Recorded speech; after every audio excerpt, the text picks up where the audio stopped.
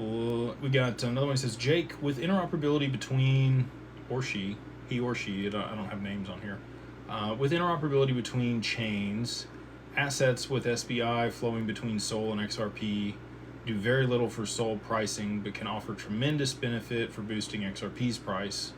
This is better than people realize, right? So that you're not locking up Solana on the XRPL. You're the other way around. You're locking up XRP on Solana. You can wrap it on there. Just on that for a moment, if you are wrapping assets as it sits today, and the UK actually just changed this, their law in 2027 is actually really progressive when it comes to crypto.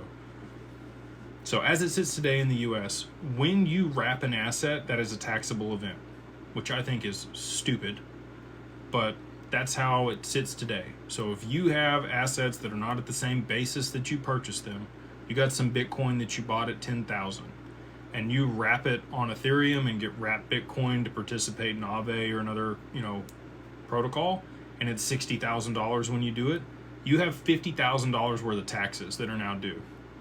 Not $50,000 worth, but if it's long-term capital gains, 20% of that's $10,000 in taxes that's due, and you didn't even swap the asset, in my opinion. You just wrapped it on another network. It's the same collateral.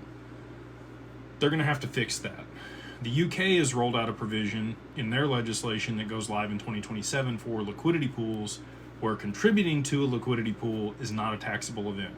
So even if you receive a receipt token or a liquidity pool token for participating in those pools, it won't be a taxable event, which I think is brilliant. I applaud them for actually doing the right thing.